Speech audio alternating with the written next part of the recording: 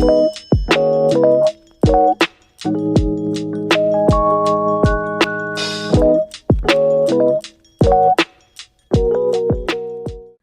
what you are witnessing right now is me doing my stretching that I do, what do you think, 6 nights a week, 7 nights a week? Sure. Something like that, right? Mm-hmm.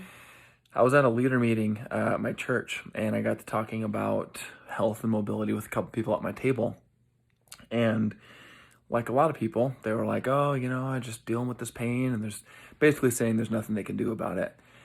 And I'm recording this to just reinstill the belief that breaks that limiting belief, which I am living proof. It's 5 or 10 minutes a day.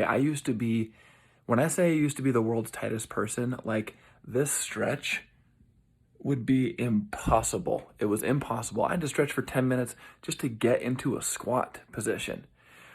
And so I am not a person that's always been naturally flexible. I've had to work at it, and I've only gotten older. And it hasn't been through 2-hour mobility sessions every day. There's been some times where I'm feeling myself and I'll stretch for, 20, 30 minutes, but most of the time it's been 5 or 10 minutes. Like this routine I'm doing right now, it's 2 minutes of this stretch on each side, 2 minutes of another stretch on each side, and maybe one more stretch. So we're talking under 10 minutes. It's the power of the consistency long term. And what helped me be more consistent in my mobility long term was 2 things.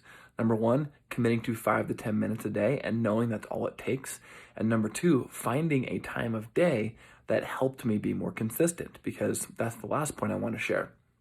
I would always try to do my mobility after my workout at the gym, and then I would conveniently skip it every single time. And it wasn't until I started researching the power of stretching before bed and how much it can help with sleep that I was like, I'll try that. And sure enough, it helped me a lot. I've never struggled with falling asleep. My wife knows that. She gets frustrated with me on that. She just flipped me off. But it was the sleep density, like the quality of the sleep. And so it's the 5 to 10 minutes a day, committing to just a little bit each day instead of trying to do way too much, and then finding an ideal time of day that worked for me. And now, again, shin against the wall, I can't really see it. You'd be amazed at what you can do with your mobility long term.